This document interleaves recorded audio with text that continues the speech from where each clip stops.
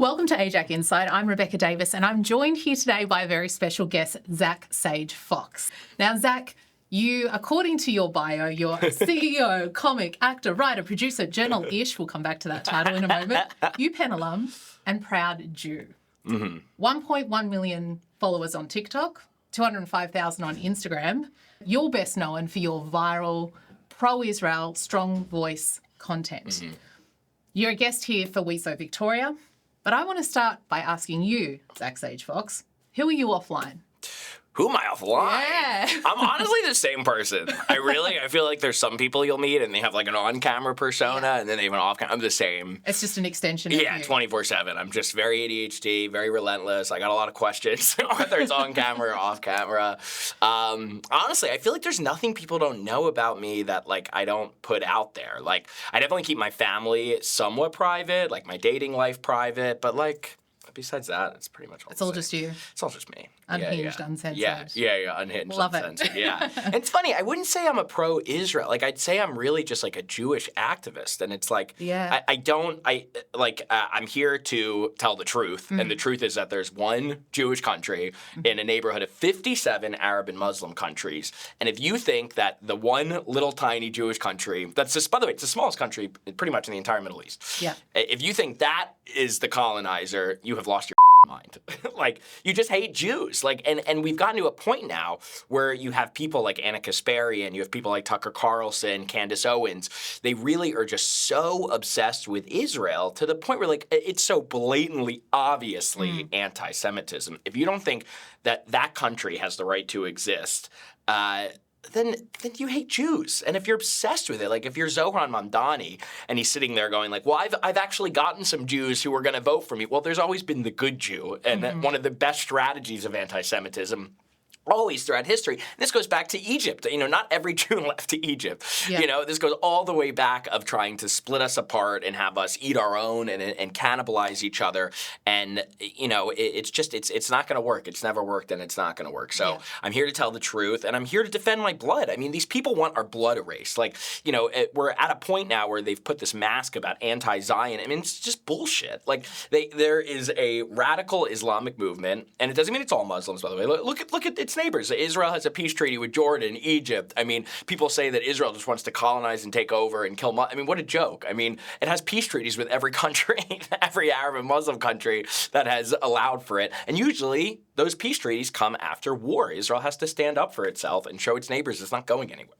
And so, you know, I'm really here to tell the truth, and the truth needs to come out because in this new social media era, we're algorithmically so outnumbered, right? Yeah. Like the way algorithms work could not be more unfavorable to such a small minority group like the Jewish people, because, you know, the way algorithms work is momentum begots momentum. And so, you know, if there's, let's say 25% of the 2 billion Muslims are all reposting Free Palestine, you know, that's 500 million people. And in those clicks, those views, that momentum, it just goes and it makes something go more and more and more viral. And then it gets out to, you know, white Columbia students from Kansas who, you know, like, who have no clue, have never been to the Middle East, have never thought, but all of a sudden they're seeing something and then they repost it, where our truth gets buried. And so the way I've been able to break through is by being really loud and bold and making sure that the videos are so creative that, you know, they go viral despite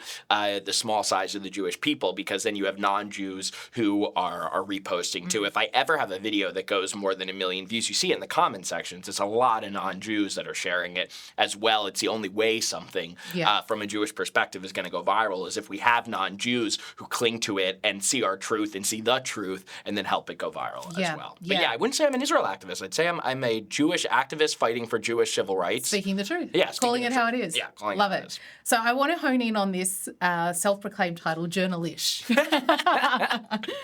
And just go back a little bit, because obviously, I mean, I feel like October 7 has been this massive line in the sand. Yeah. But before then, so you were on the stand-up circuit by the age of 13. Yeah, started really young. Yeah. By the age of 17, you hosted your own Disney show, prank show. You now have your own production company as well. But then October 7 happens and you've made this pivot from comedy into activism, still taking comedy with you and finding, which is a talent all in its own, you can't stop being funny. Something funny. But that's a very Jewish tradition, I feel like, as well, right? Tell me a little bit about that pivot for you and really, I guess, using humour as part of that strategy. It felt incredibly natural. Yeah. Like, it wasn't something that was forced, and I think that's one of the reasons it felt so right. Me and my business partner, who his name's Omri Durrani, we're a double-headed dragon, as we always say, and I really try to give him as much credit as possible because he's the most talented person I know, and I'm lucky enough to have known him since I was 7. We met at Jewish Day School. Amazing. And our grandparents were like literally best friends in the 1950s. They were all at each other's weddings, and so there's like a big blood tie to us as well. And you know, we both I think felt really guilty on 10/7 because we both didn't realize how bad anti-Semitism was. And I know you and me had spoken on the way here. You felt like it was boiling beneath the surface. I did not. And I had heard from my father that he always felt that. He said it was just right there, ready to jump out. My grandfather always felt that way as well. He was very pro-Israel and very active in that space. But I didn't see it. And it's funny because the Jewish institutions and community that I was so ingrained in, I think sheltered me and my business partner from seeing that reality.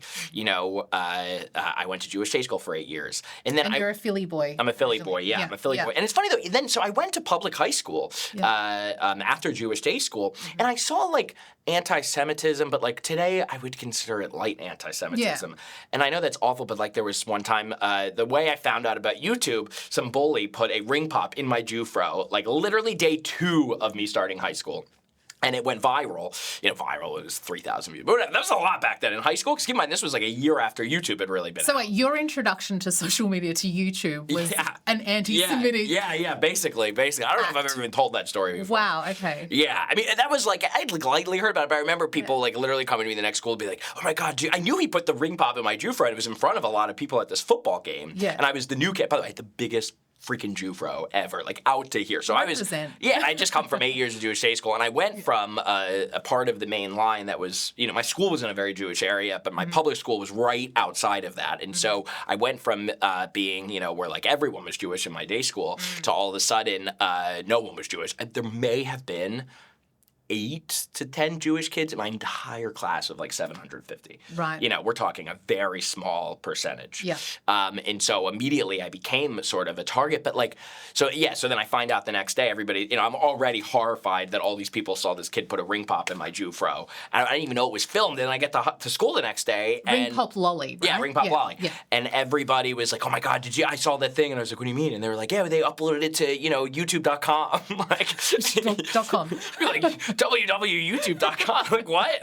And then I'd be like, the Bieber, the Justin Bieber website? Like, that's really what it was at the time. It was like, we're in year 1 or 2 of YouTube. This was What year was this roughly? 2008. Okay. Yeah. And, you know, and so so that was, but you know, at the time it wasn't like, oh, I don't want Jews to exist, or you guys don't deserve a homeland. It was like light anti-Semitism. Someone had thrown pennies at me once, but it was like, I don't know, I could handle it. It didn't seem so, like, it wasn't so existential, I guess. Yes. Yeah. So I knew there were stereotypes, but I turned a lot of the stereotypes into comedy. Microaggressions. Yeah, before that happened, I started doing stand-up when I was 13, and it was like all Jewish jokes. So it was like, I was leaning into the, we're cheap, and we have the Jufro, and we love money. Like, I leaned into it. It seemed light. Yeah. So, you know, I really was asleep at the wheel. And then when 10/7 happened, you know, again, like, besides that, you know, when I went to Los Angeles, I got the Disney deal. It was like everyone was Jewish, and my Judaism, I think, helped me get the deal. It was all Jewish executives at Disney, and I was cracking jokes about my grandma and doing impersonations, and, you know, and making fun of my Jew friend. It was like, yeah, and they signed me. I was this, like, Jewish kid with a huge Jufro doing all these crazy man on the street videos in high school. And it was like, so I felt very embraced as a Jew there. Yeah. Then I went to UPenn for college. I felt very embraced as a Jew there. I mean, Hillel was huge. I was in API. And then I went to New York right after with my company. And so it was just like everything was Jewish. My community was Jewish. The epicenter. Yeah. I think when 10/7 happened, I think me and my business partner immediately felt a sense of guilt that we didn't see anything remotely like this coming. Whereas my dad was not shocked at all. My dad was like, I knew something like this was ready to happen, and I knew that the vile anti-Semitism in America was ready to burst out. Like and so I felt guilty for not having listened to him and just not seeing it coming. And so did my business partner. And so, you know, I've told this story a couple times, but like basically we were sitting there on 10/7. I'm on the phone with him in New York. Actually, I was in Philly that day because it was Simchat Torah. Sure. Yeah, so I'd gone back to my Chabad to celebrate in Philly. Yeah. That was like my dad's very involved with Chabad, so that was my synagogue growing up. I just remember being on the phone with him that night, and we were just like, we were like, why aren't, you know, where's Adam Sandler, where's, you know, Larry David, where's John, like, where are all these, like, you know, this is the biggest massacre of Jews since the Holocaust, where are all these people we looked up to for being Jewish and having Jewish humor and encouraging us. And we really, even that night, were like, oh, it's probably too hard for them to accept, like, you know, well, like, give it a day, like, you know, they'll post tomorrow, and then nothing happened, and then they'll post the next day, and then nothing happened. And a few days in, we were just like, we have a company. Our ancestors fled everything so that we could be here living the American dream. I mean, we started a company as teenagers, and it like worked. And so, you know, we had formed partnerships with nonprofits in the past. We were really well known for multimedia. There's a great article in USA Today you can look up that came out like literally less than 2 weeks before 10/7, I think, or a few weeks before 10/7. And so you can see exactly what we were up to right before then. And it was, you know, multimedia, multi-million-dollar content. So we were very much like doing film and TV, but we also knew that industry was shrinking. And so we were making a lot more of our money from doing these big branded campaigns and working with nonprofits for big voting campaigns, very like bipartisan, social media, get out the vote stuff. We were very involved in a lot of elections. I studied political communications at UPenn, so pretty much the same degree as a journalist. And so, you know, we knew the quickest thing we could do is, you know, we couldn't control these celebrities and all these Jews with way more followers than us, but we knew we could try to raise money through nonprofits and partner up with nonprofits and, you know, create content that could get the truth to go viral. And so, you know, it was one of those moments where I think we very much felt like God was, you know, he had introduced us at such a young age and had put us together to potentially do this, to be active in a really scary moment where so many celebrities and influencers and people were not acting. And so, you know, it felt very natural for us. And I think it really helped that still to this day, some of our most viral videos we've done since 10/7 were in those first few weeks, I think, because it was so hot of a topic. But the first video we did, I did this game show called Hamas Or, and it was a game show I did on the street. And I think it got 20 million views. Yeah. Like, and so it was one of those things like it was working really quickly. And so from there we were able to bring in more donors and partner with more nonprofits. And it gave us a sense of control. Like, okay, we actually do have some control to do something good in this really dark moment. And so, yeah, I think that's kind of how we got so involved in all this. Yeah. You've spoken very broadly about it just seemed like an obvious choice to stand up, and you're waiting for these people with big platforms, celebrities, to fill that void, but it's not happening. Tell me, what is it about your values, your upbringing that made it such an obvious choice for you? Like within here, that's where it was born from, there's a couple fire. factors. I think one, I'm very close. You actually heard in the car, me and my grandma Toby on the phone. Yeah. She is my best friend. And I'm so lucky. I love, by the way, in that conversation, all the she's keeping up with your diary and what you're doing, but it's like, do you have a jacket? Are you warm? Yeah. She's my best friend in this entire world. I love her to death. And I'm so lucky my other grandma's alive too.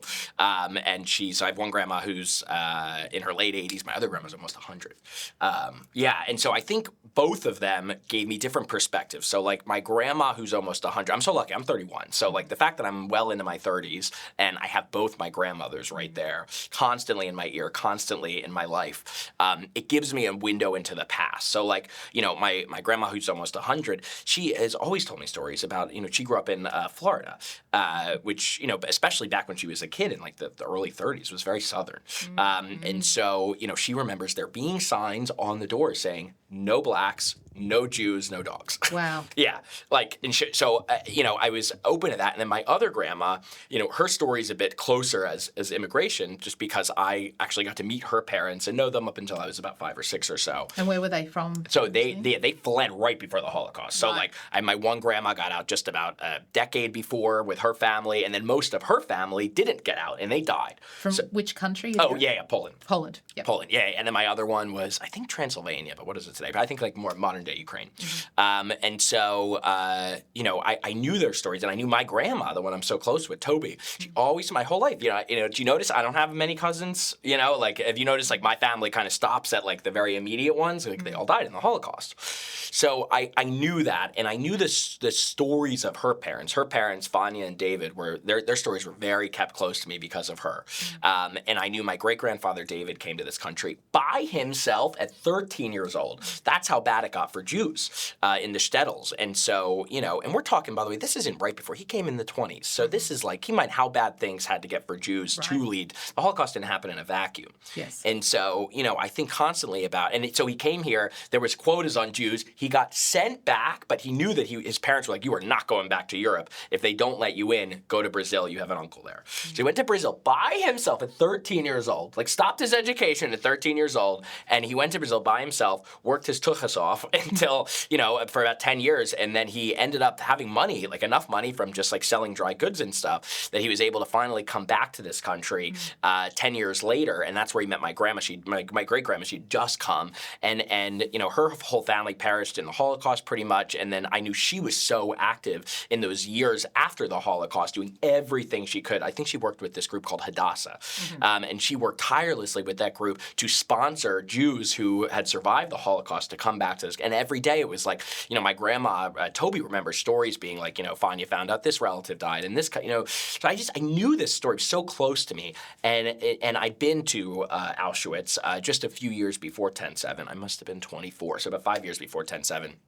And it was just, I really don't, I think if I hadn't had that trip, I don't know I'm sure I would have felt it, but I think this gave me a whole new level. That was the most emotional trip of my entire life. And it's interesting because it was one of those trips that hit me the most afterwards. Right.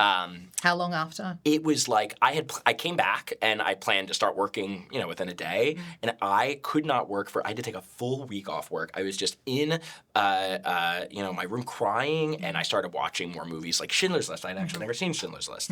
And really I started learning more about my grandparents and what they had done, and just become more, and looking at old photos of them and things they were involved in. And, it just hit me so close. And then one of the biggest moments that I thought about immediately, it was within minutes of hearing about with 10/7. So I met the biggest moment, it was the most impactful moment of my life, by the way, was I'm in Auschwitz, I'm at Birkenau. And this I believe he was 96, maybe 95, this old man in a wheelchair stops me in my tracks as I'm walking. He's being pushed in a wheelchair by his grandson. And he stops me. His name is Menachem Mendel. And he stops me, and he grabs my hand, and he looks at me, and he just is quiet for a second. And he says, "You look like my brother." And I said, "Oh, thank you. Who's your brother? Tell me more about him." And he said, "My brother died here at this camp. I was the only survivor of my entire family, and this is my first time back here, ever. It was always too emotional for me. I could never go back. And, I'm in my mid-90s now, and I know this was, first of all, I can't even believe he got on a plane, by the way, that far. That's insane." And he said, I have to come see this. And he starts crying, and I start crying, and someone in my group filmed this. And I had no clue until after. But it was one of those moments where, so he starts crying, I start crying. I looked him in the eyes, and I said, "I promise I will do everything I can to make sure nothing like this ever happens again." And I said that, and I meant it, but I meant it at the version of time we were in, which was 5 years before 10/7. Yeah. And the second I started hearing about the news that morning, immediately I remembered that promise I made to him. And I would say more than anything, I would say that is something I think about almost every day. And just being there and seeing the destruction, and you see all the gravestones. I mean, going to some of the grave sites was even more emotional. You just see how many Jews died that were not even in, like how many Jews were just killed even right before. Yeah. And just being in the bunkers and, just praying. We brought Torahs and praying in the ashes of that. I was telling you in the car, it felt kind of similar to when I went to the Melbourne synagogue yesterday that had been lit on fire. The East Melbourne synagogue. Yeah, that had been lit on fire. And we wrapped the fill-in, in that. And, in the ashes, obviously, much more ashes at Auschwitz. Luckily, they were able to stop this from burning the whole synagogue down. But, there was just something very visceral that hit me then. And it's funny. I'd been to Israel 3 times before. But I think the full story of Israel and the full meaning of Israel didn't even become as crystal clear until that trip to Auschwitz. I think it became full circle to me. I was like, oh, right, this is what came out of it. And another thing, so then Menachem Mendel, he became a friend of mine. He lived in New Jersey, I believe Tenafly. Yeah. So, I'm from Philly, and at the time I was living in New York, so I actually got to be friends with him and see him several more times. What a privilege. His wife was a Holocaust survivor as well that he met after the camps in the refugee camps, and her entire family also had perished. And I have this on camera, which is crazy because I only filmed a little bit of my time interviewing her. But she says, from the ashes of the Holocaust came Israel. And it really was that moment. It became full circle. I was just like, I understood that, I always knew this was our homeland, that we always had a presence there. But, that really was what came out of this massacre. And so I all this, and also just knowing on 10/7, I knew that it was all bullshit. I'm like hearing apartheid. I'm like, I have Muslim friends in Israel, like living in Israel. Like, what are you talking about? Like, they have more rights in some ways than the Jews do. Like, they get certain benefits that Jewish people don't even get. They don't have to serve in the war. Like, so I knew it was all crap right away. And so again, I don't see myself, I'm not anti-Palestine. I dream of a 2-state solution.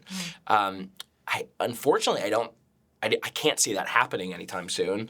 I always say I went to the West Bank on that crazy video I did, and I really believed in the 2-state solution still going in. That was about almost a year after 10/7, maybe 8 months. And I left just thinking it was impossible. Yeah. I'm in Ramallah with the most moderate, Palestinian, at least the most moderate area, and you saw. You heard Jews are the devils. They have horns. They're evil. They steal. They're not humans. The Holocaust didn't happen.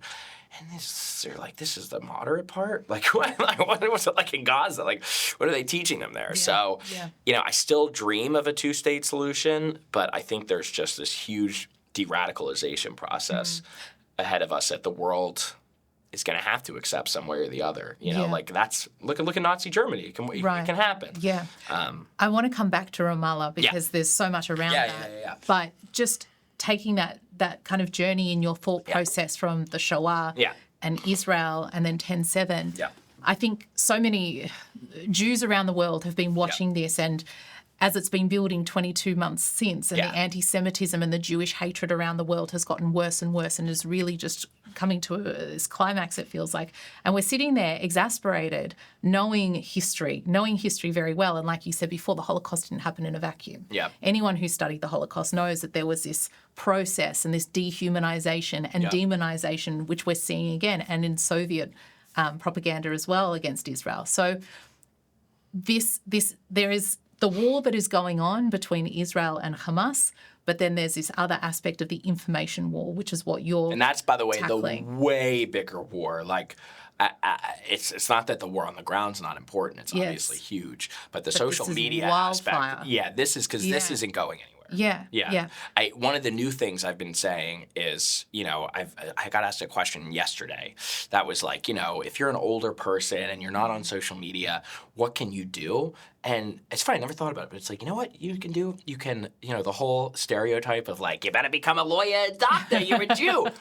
People should be pushing their kids to go to be Jewish influencers, online educators, like, I believe it's possible. Like, first of all, we are way outnumbered on social media, but we're always outnumbered as Jews. Look at Israel's the most advanced military. We've done okay. Yeah, we've done okay. We've done okay. Israel is the most advanced military in the entire Middle East. It makes absolutely no sense. Like, size-wise, it makes sense. So I believe we can have the same success on social media. And I don't even blame anyone, by the way. Social media is like 10 years old. Like, when did this ring pop thing happen? Like 15, 16 years ago. Yeah, okay. It's a really new medium. Like, for the first half of my life, it didn't even exist. So, it's a really new medium. So I don't blame people for not being on top of it, but we have to get on top of it now. So, like, we need more people like me. Like, I'm not doing what I'm doing to get famous. I'm doing what I'm doing to encourage other people to also do the same thing, because the truth is on our side. But we, again, like what I explained with the algorithms, that is how algorithms are. I can't imagine they're going to change, because that's how these companies make the most money. That's the nature of the game. Yeah. So we have to play that game, and we have to play it smarter than everyone else. So then for the average person who might be out there, the average Jewish person, or even an ally, a friend of a Jewish person who's watching this going on and going, where do I even start? Because it feels like the force against the Jews and the dominance and the takeover of the narrative against the Jews, right, is so larger than life. It's kind of like, where do I even start? Because do you spend your time answering the libels and the misinformation, or do you spend time saying, no, this is who we are, and being proud and asserting our story in our words? I think the biggest thing is to try to be as creative as possible. Like that echo chamber, when I think of the echo chamber, everyone talks about how do I break out of the echo chamber. When I think of that echo chamber, it's created by people just talking to their camera on their iPhone. And it's like, I'm not bashing anyone. Like most people aren't, I run a film company. Like most people don't do that. But like that's where it just doesn't stand out, because you're scrolling all day and you see people talking to the camera. Well, you see me, and all of a sudden I'm like in a green cap and gown, and I'm like, oh, it's a graduation. I'm like, it just like it grabs you. There's a signpost. Yeah, and that wasn't expensive. Do you know how much a green cap and gown costs on Amazon? It's like $10. You know what I mean? So it's like I put really high production into things because I run a film and TV studio, but you could do a watered down version of what I'm doing and get creative as well. It might not get like the massive amount, but you can do your part as much as you can. First of all, you can also contact me. Like I'm in the weaves. I'm raising as much money as possible as I can for production to be able to fund this stuff. My other thing is I would always say too, it's like we need non-Jews to be getting the truth out there as well.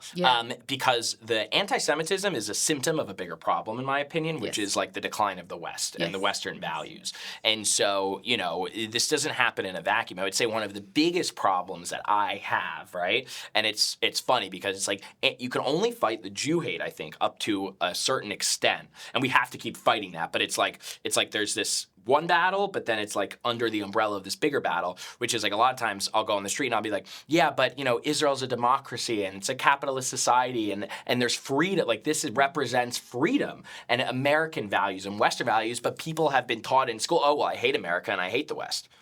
And I'm also I'm a queer for Palestine. And it's like, you literally cannot be a queer for Palestine. Like, it doesn't make any logical sense. That's like saying, like, I'm a queer for Al-Qaeda. Like, it doesn't make any sense. There's no part of Palestine where it's legal to be gay and you wouldn't be killed immediately.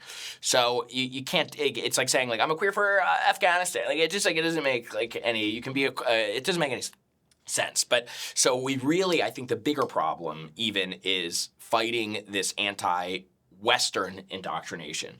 And the other simple truth, and we have to be honest about it, and this isn't Islamophobia, this is a fact. The Arab world has colonized the entire Middle East, and now they are trying to colonize the rest of the world. So why do they call us colonizers? Because it's a complete scapegoat. It's like, oh, look at this little dot in the desert the size of New Jersey. Like, dude, they've literally, do you think all 57 Arab and Muslim, were they all Arab and Muslim, like a few years ago? No, there was a million different religions. But even just in saying that is really part and parcel the issue that we're dealing with here, is just this complete disregard of history. Yeah, complete disregard of history. But that's we have to push against that. Exactly. And we have to be proud when we say Western values are better than the countries in the Middle East and other parts of the world. They're not all Arab Muslim. Like Western values where like we are pushing for equality as much as we can, and it's not always perfect and it's messy, but where we are pushing for those Western Enlightenment values, that is a better society. It just is. Not all societies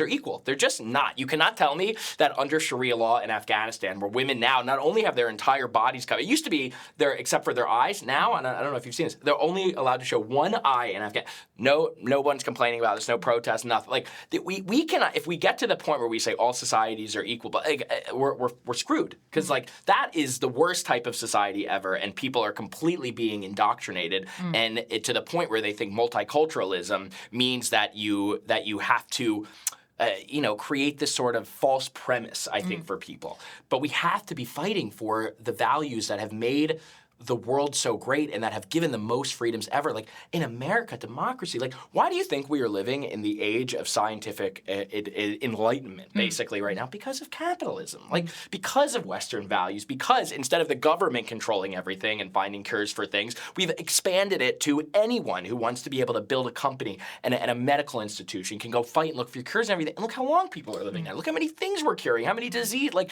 it's just one example.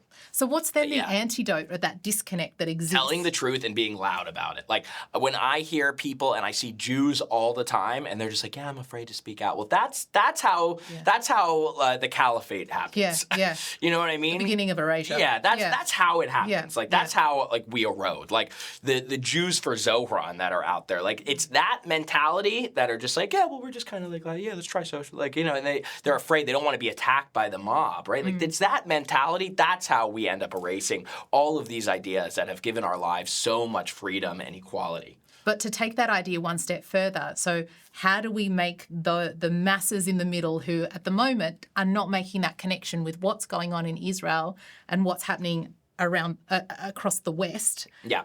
How do you resonate with them for them to understand that this matters to them? Because a few years ago, you saw with what was happening in Afghanistan, like the average person cared about that. Yeah. They were abhorred to see the treatment of women and their rights being stripped away from them. And there was so much outcry about that in Australia, I can say, right? Yeah. So, but now there's a complete disconnect with what's happening in the Middle East. Yeah.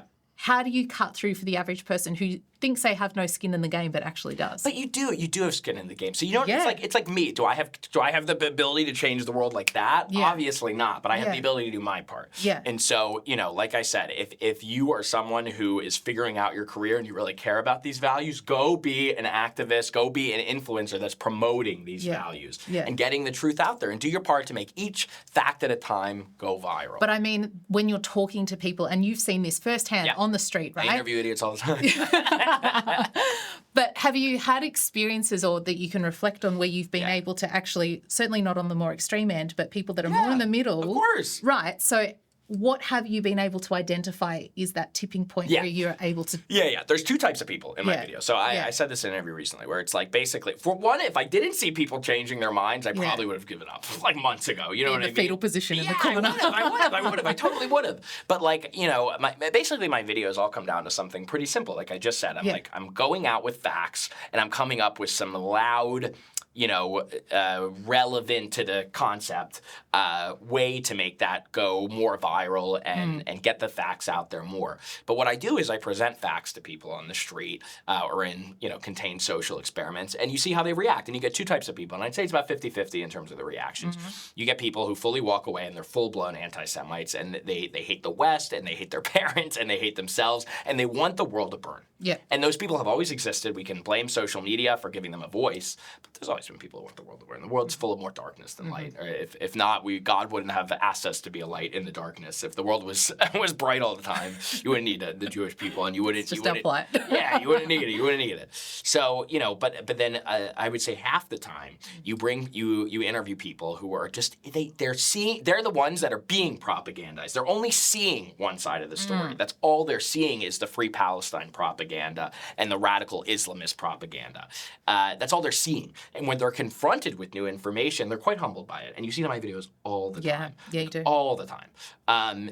You know, I wish it was more, but, you know, you go one person at a time. And I try to show that on camera. It's the best thing I think I can do, because one, it educates people watching, but two, I think it just gives people like a sense of like, right, not everybody's evil. Like some people are just, they hear genocide, they hear apartheid, and they're like, well, I'm against that. I mean, yeah, I hate that. That's awful. Like, you know, and they don't have time to research, and it's not their thing, and they want to do their part. And so those are the people that we have the big ability to persuade. And again, it's just getting the information out there. But the thing that is going to kill us is going to be the cowardice. And I see it so much in other Jewish people.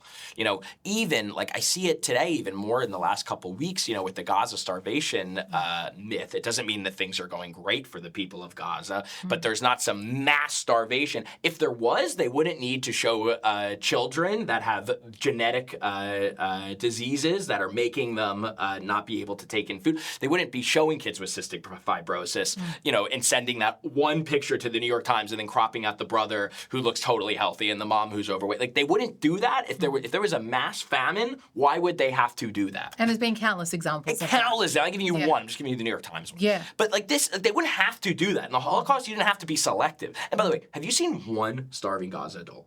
Have you seen one Gazan adult that was starving? One. No. You've not. The press doesn't report it because they can only find kids with these genetic diseases. And it's awful. You feel awful, by the way. That's the war. If you have one of these things and you're in any war zone, that is so sad. And that's enough. Like, if the New York Times wanted to report that, that's enough to report on. But they have to lie about it. And the exploitation of that suffering to fit exploit a narrative to fit a that narrative. is loaded. Exactly. Yeah. The only adult I've seen, or adults I've seen starving out of Gaza are the Jewish hostages, which Hamas themselves is filming. The New York Times has not said a fucking thing. They are disgraceful. So we're up against the media. Luckily, though, the media is crumbling before our eyes. Hollywood, all these celebrities who are silent, I don't really care, because in 20, 25 years, I'm a guy with a company, and my company's going to be bigger and have more reach and impact than any of these people who were just being casted in movies before and hoping that they would get on the big screen. So, like, I don't care about that anymore, and the legacy media is all dying and diminishing. So the good part about all of that is that those bubbles are getting smaller, which means that we, as Jews, we don't control the media, but we need to be making a bigger impact in it to get our truth out. And again, the facts are all on our side. All on our side. Like, you know, we don't have to lie to anyone because the facts are on our side. And so we just need to keep getting those facts out, and we have to be bold and unapologetic. I think one of your questions was like, you know, what in your childhood made you be so active? And I give my parents credit. You know, they hated each other, but they loved me and they did a good job with me. They gave me a backbone. Like, I was always told from the young, even when I was like in, you know, I would get in trouble at middle school for, you know, a skit I did. I was always pushing the buttons of my teachers.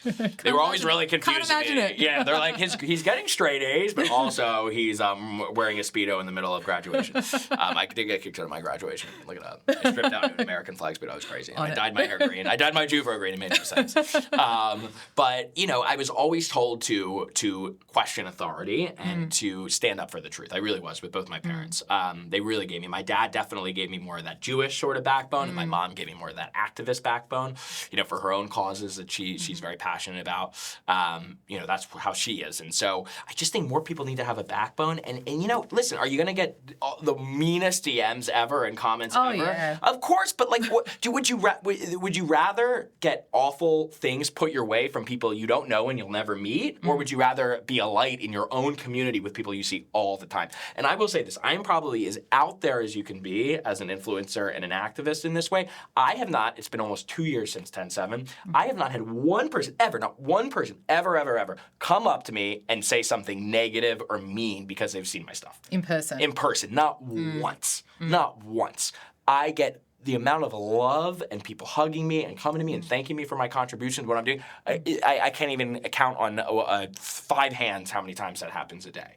And so if you start putting yourself out there and you can ignore the horror that's sent your way online, and trust me, I'm in therapy twice a week. It's not like, I was going to ask you about it. I'm not saying it's the easy. self-care side I'm not saying it's easy, but if you can get past those faceless people, and these people you'll never meet and you'll never know, and who, honestly, if you have to write like, hey, like, you know, fuck you, dirty Jew, I want to rape your family, and I get things like that all the time. But you know, if you can get past that, and grow some, you know, thick skin, you will get so much love and respect for telling the truth and speaking up that it will guide you in such a bigger way. And inspire others. Others along the way. So it's like you just have to retrain your brain a little bit. And that's what courage, like, we need heroes right now. And honestly, all of these Jews in Hollywood, I swear to God, 99% of them, you know, basically here's how I look at it. It's not to disparage all of these people, you know, like Adam Sandler, he didn't sign up to be an activist. But a lot of these people did pitch themselves to us as, I'm a Jewish hero, you know, they did. They sort of pitched us, or at least they were happy to lean into that identity. Yeah, they were happy to lean into the identity when everything's good for the Jews, but then anything bad that comes with it, they won't even touch with a tent pole.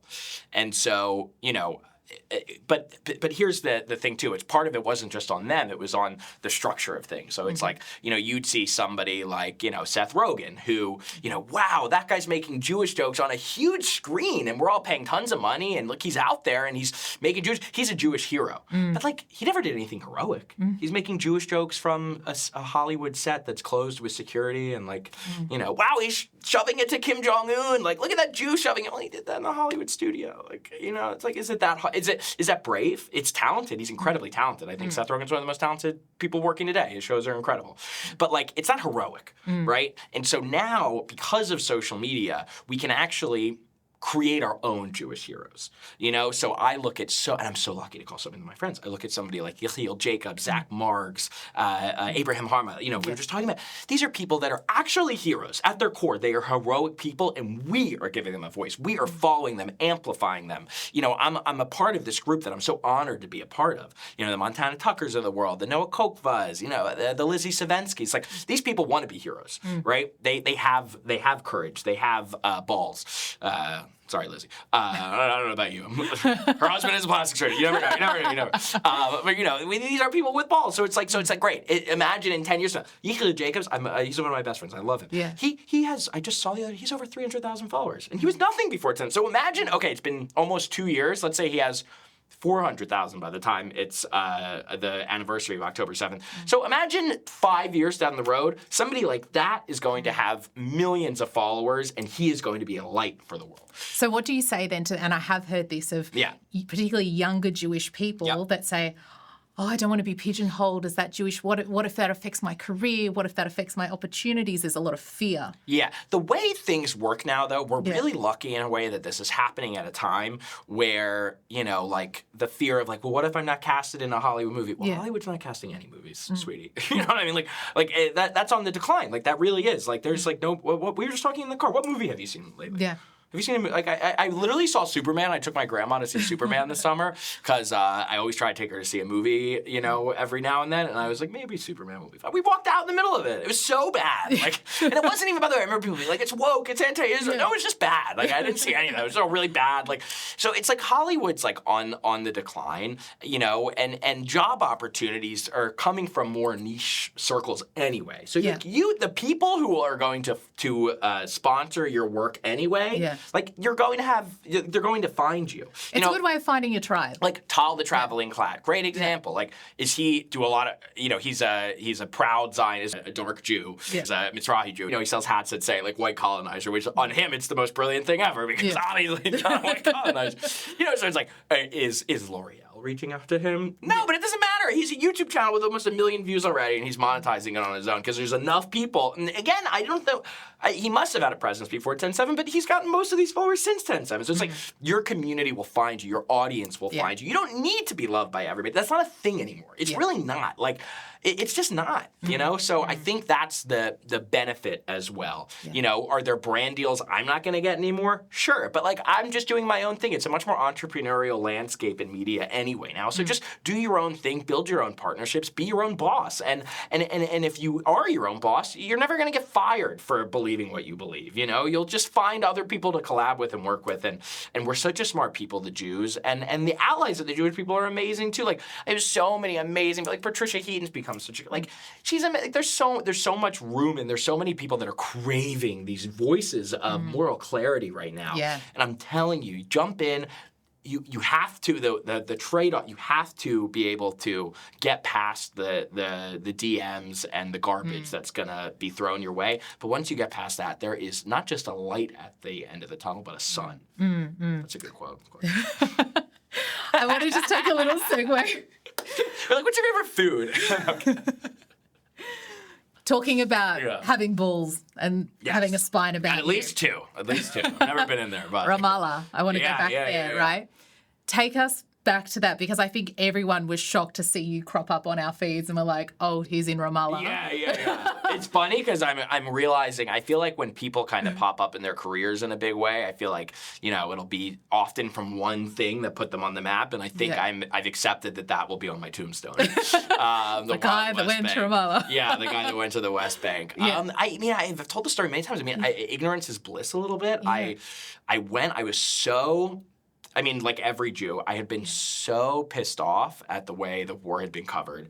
And I thought that no one could get into, the way that Gaza's in the middle of this war zone, and, it's hard for journalists to get in there unless you're, a Hamas operative working for Al Jazeera. And so I'm there. We had hired a Israeli film team to be producing a lot of the content while I was in Israel. My first trip to Israel since 10/7. It was like June 24. Yeah.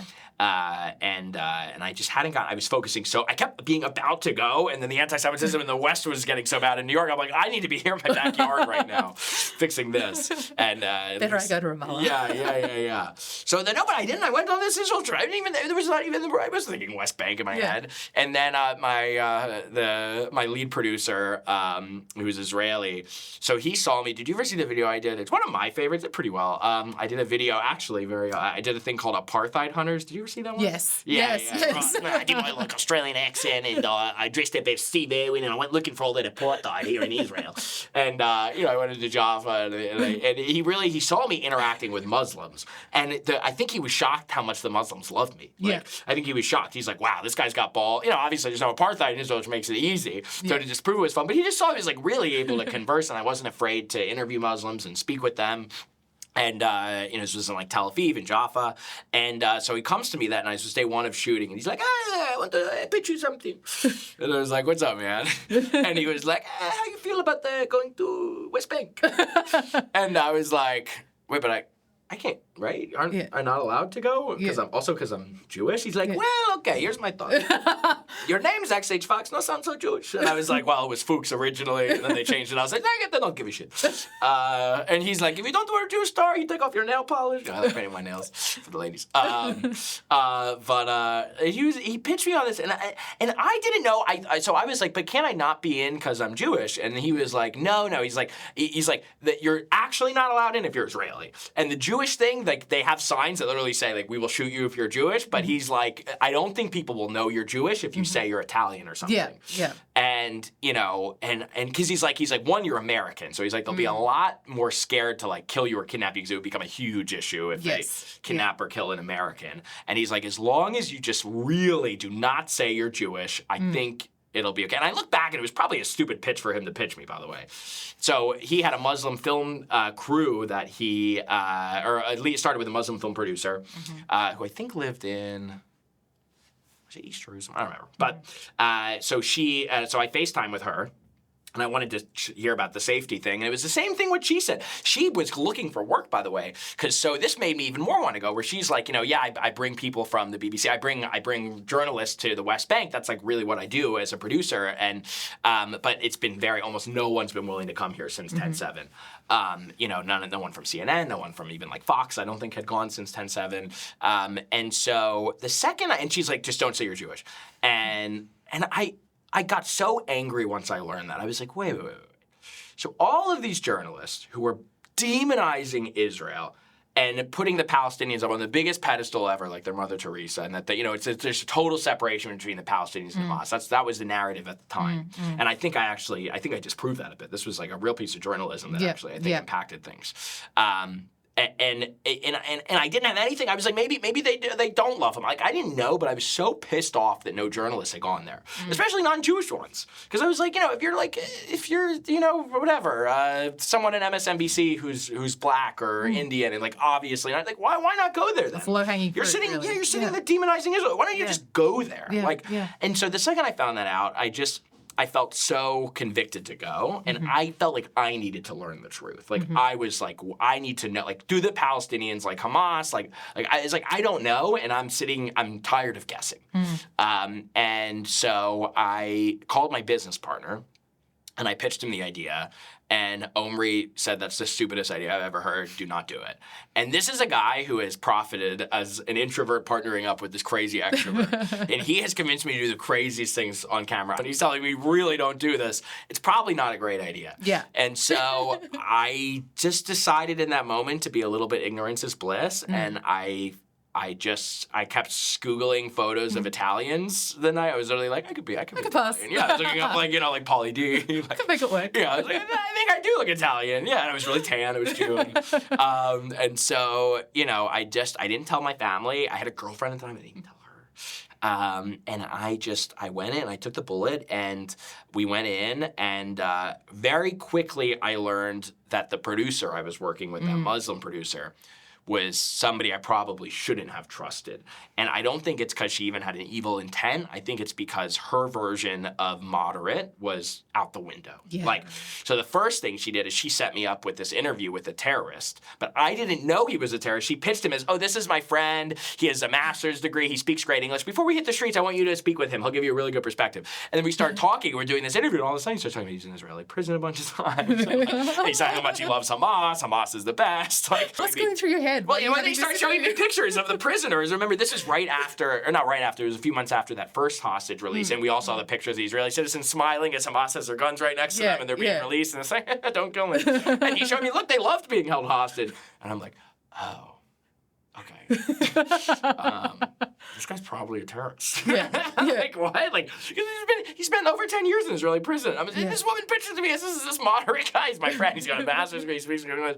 So I'm already thinking. And then obviously, when I get back from Ramallah, immediately I backtrack his picture and do a Google reverse image search. And I'm like, of course he was an actual terrorist. And I was in prison multiple times by the Israeli government. And so, but whatever. So then that's our first interview. And I'm already like, holy shit. All right, this is the day. I wasn't that scared. I realized that my balls were big that day. I'm interviewing actual. So when these guys came. Yeah, so then we hit the streets, and it didn't last very long in the streets. I was in the streets for 45 minutes. I got a handful of interviews in, and everybody loved Hamas. It was really shocking for me, because I remember also being shocked how built up Ramallah was. Yes. So Ramallah was very built up, and you're watching, and all the women are wearing like Gucci couture, and they're wearing like designer clothing, and everything. So my first thought is like, is this going to be like, am I going to be interviewing people that aren't necessarily representative of Gaza and Jenin, because this is the only part where like you're not going to get put to death for showing your hair. Yes. It's very frowned upon. Very few women show their hair. Yeah. A few. Like a few did. I think there was one woman I interviewed with her hair exposed, and like she obviously isn't being killed. But then, and then that thought immediately went away. That one woman with her hair, I was like, Jews have never been, there's never been any persecution against Jews. The Holocaust didn't happen. They're devils. They steal. They're thieves. Like, I was like, oh, I'm in 1930s Germany. And then we don't get that far. Maybe we're on our 6th interview, 7th interview, and all of a sudden these thugs start cornering us, and they make us shut off all of our cameras, and they threaten to kill us if we didn't delete the footage. And it was like a Curb Your Enthusiasm moment. I'm like, nah, we're okay. Like, thank you so much, but like, we're not gonna delete the footage. Let's go. And then they like grab my arm, and they're like, no, we're deleting, and they start screaming in Arabic. So they start calling me, they start saying, I forget the word in Arabic, but they start screaming in Arabic, and I asked my translator what they're saying, and they start calling me a dirty Jew. And I was like, oh shit. Oh shit. Yeah, and I was like, no, Italian. Hey. It wasn't that comical, but I was like, no, Italian American, not Jewish, not Where Jewish. Where did they get that from?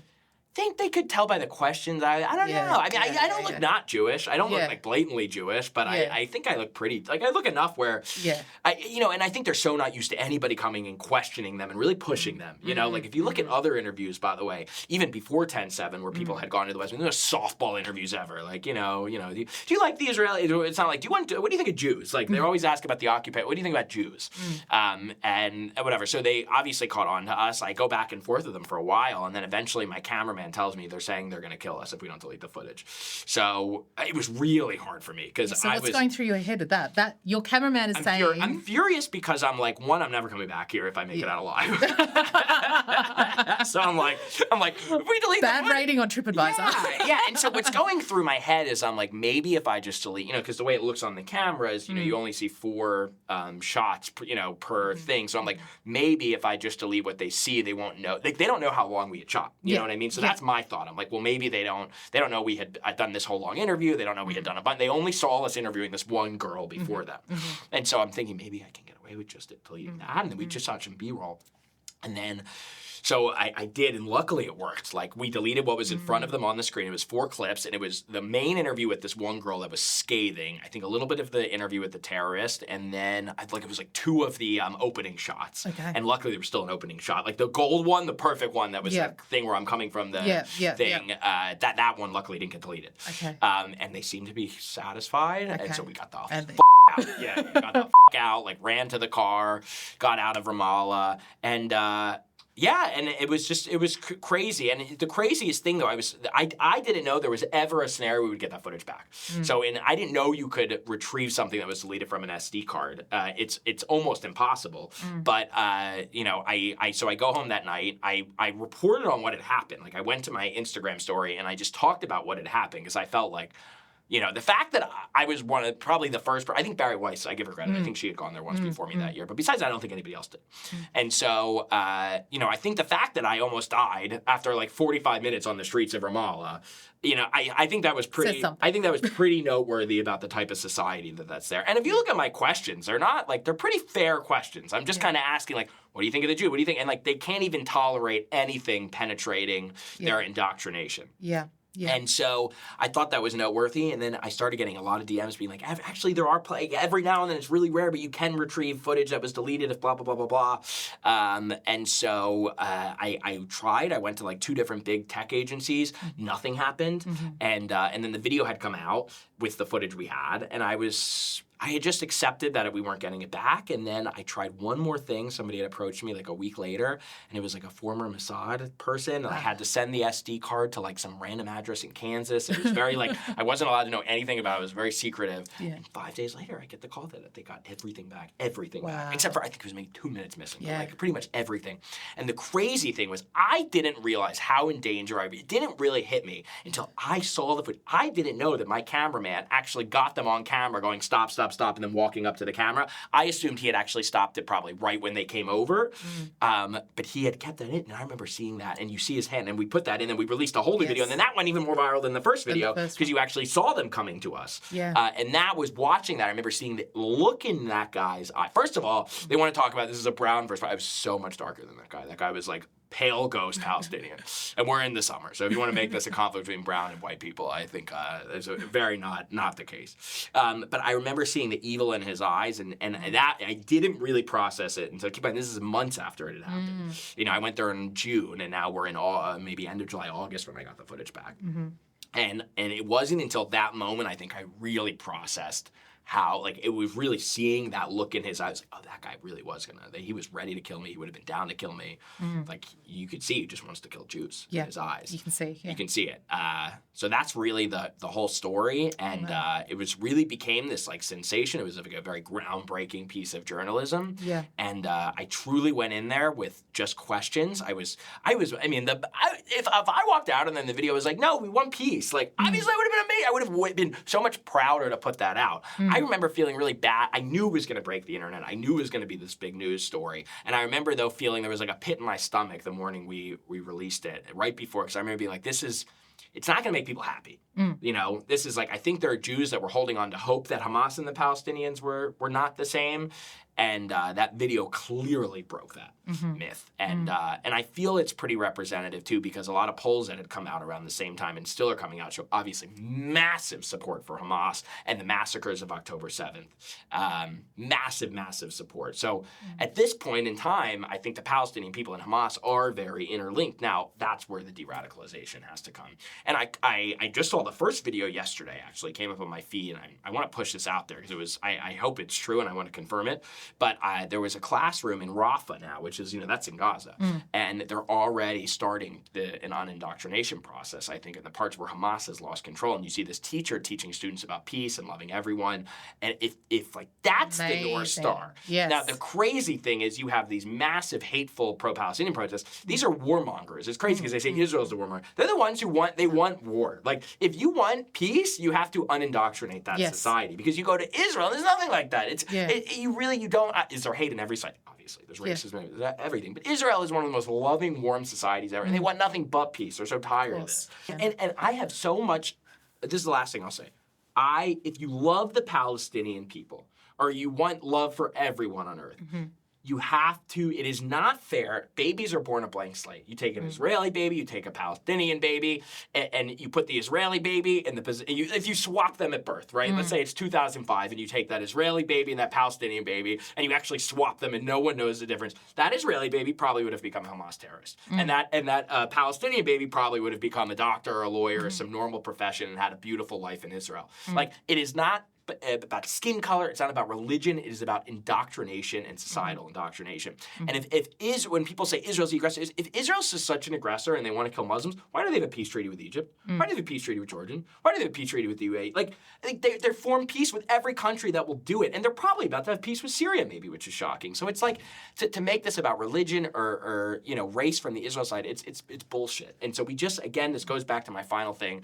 The truth is on our side. The facts are on our side. We deserve to live. We deserve to have a homeland. And so we just have to keep getting the truth out there. Yeah. Just one final question for you. Yeah. It's been a long 22 months. How are you maintaining looking after yourself in all of this? Because you mentioned as well the hate that exists out there. And the news is often so negative. Yeah. How do you look after yourself and how do you reflect the person you are now as opposed to who you were October 6th? Yeah. I've had to accept something that I'm not happy that I've had to accept about the world. I used to give people the benefit of the doubt. Like, I used to think that the average person was good. I don't believe that anymore. I actually think there's much more evil in the world than goodness. But I've clung on to the fact that there is good in such a dark world and that human nature has never been a walk in the park. We're animals. We're not wired to love each other. We're wired to rip each other apart and survive. And so when you see the opposite of that, when you see people who want peace and, you cling on to that small piece of light because that goes against human nature. So I cling on to that.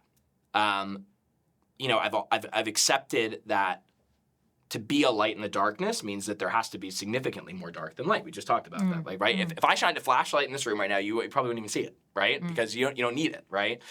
So, I've come to accept that.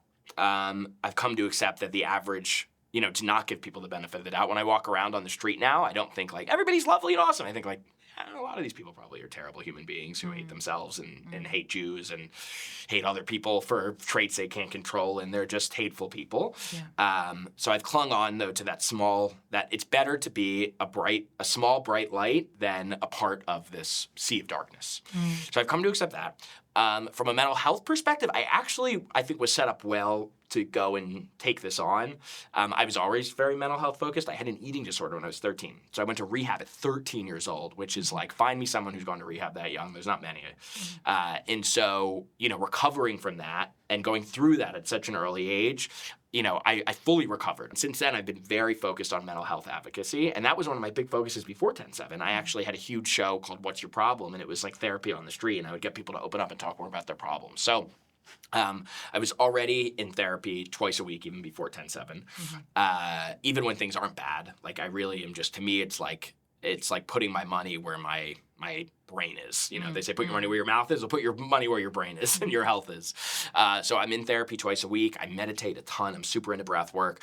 And I really cling to my family and my community. Like, I think that's just being more in the Jewish community, going to more galas, more Jewish events, just like being a brighter light in that community has given me a feedback loop that allows me to find strength and keep going. Yeah. And in that community, you're here for WIZO. Yes. Why WIZO for you? Well, one thing, the best part about my life, the thing that just I'm so blessed to have a part of my life. In a lot of ways, my life is similar. Like the type of stuff I'm doing, like running around with a microphone on the street. I was doing that since I was 14. I'm doing that since way before 10/7.